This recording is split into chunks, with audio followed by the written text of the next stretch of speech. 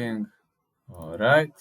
Welcome to everyone, guys. Again, we've got Otis the Beefy One, or Jamal Graham, however you like to call him. He's a guest of mine for the Cage Warriors 144, and we're now gonna break it down.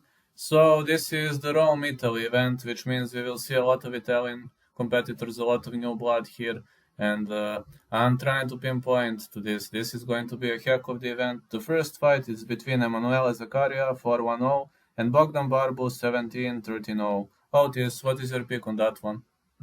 I'm leaning Emanuele Zaccaria just because of I don't really rate Bogdan Barbu that much. I think we've seen a bit of a lack of fight IQ in his performances. Zacaria's got a pretty decent record himself.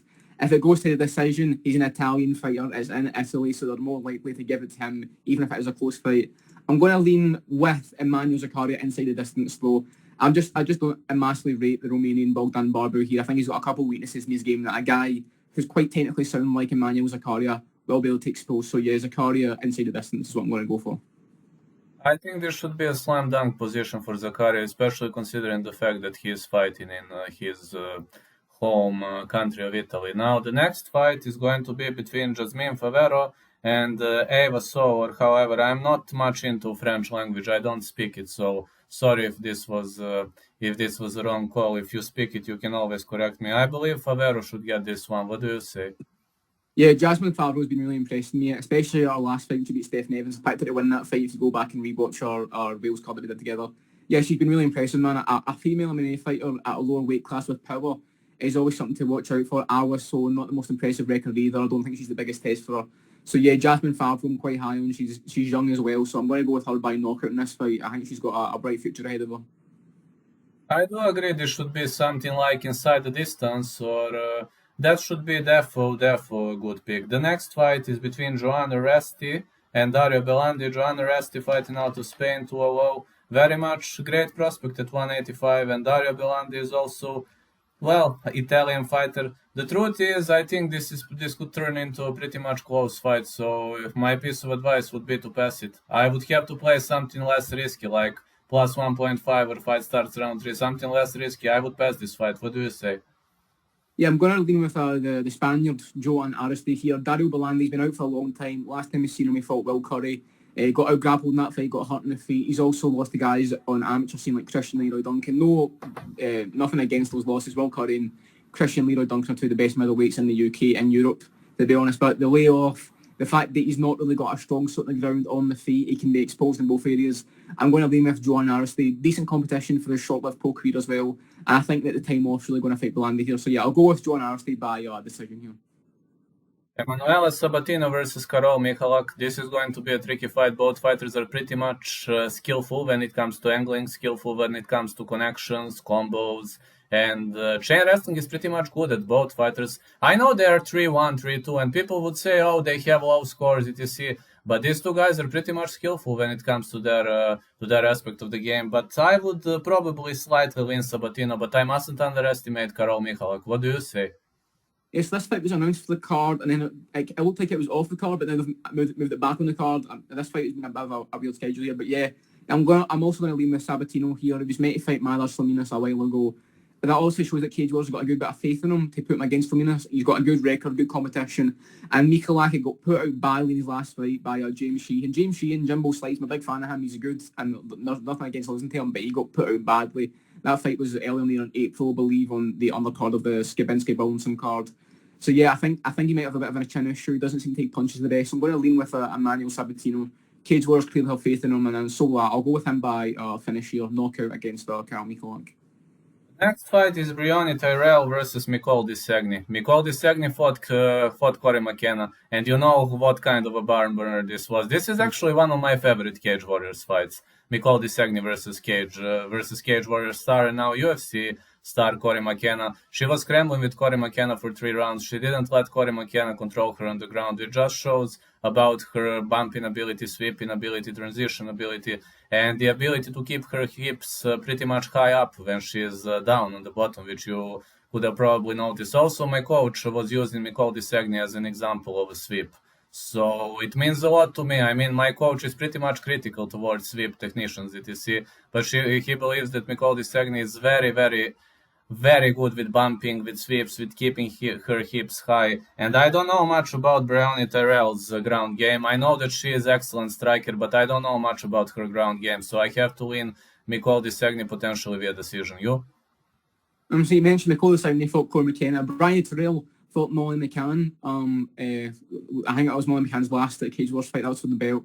I'm going to leave with Disagne here. She's good, man. The same thing with Jasmine Favero, the Italian girls on this card. I'll be impressing me. She's definitely got a well-rounded skill set, got a bit of power as well. She's got a couple of finishes. And Tyrell's been out for a while, I believe, as well. She got beat up quite badly by Molly McCann. I think the same thing that is what I said for Belandi, the layoff's quite affected here. She's a bit older. And I'm going to lean with Disagne by decision here. But a pretty close fight to consider that Tyrell has fought good competition. But so is Disagne, as you mentioned, the fight with Corey McKenna. But yeah, I'm going to lean with the Italian here. Next fight is going to be between Caro Pedersoli and Madars Fleminas. As well as you know, Madars Fleminas used to be a guest of mine, and he is a very, very friendly guy.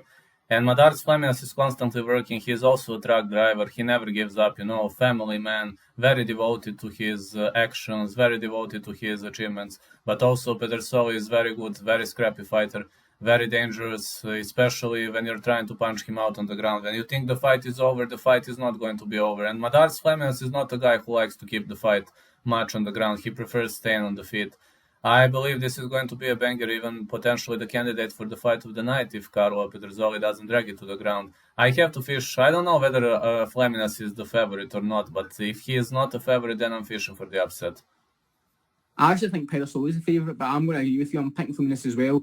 He proved me wrong in his last fight. I thought that he was going to lose to Jesse Eurohol, the undefeated guy from Finland. He won that fight. I actually picked him to beat Oban Elliott, and you consider how Oban Elliott's looked in recent fights against Matt Bonner. Beating Oban Elliott and finishing was very impressive. Fleminas is one of the more underrated guys in Cage Wars, in my opinion. And Pedersoli's been out for a long time, used to be in the UFC, got knocked out by Blake Grant. He kind of ducked Henry Fadipe. Didn't want to fight him, it didn't seem like. But yeah, I'm going to lean with Fleminas by TKO here.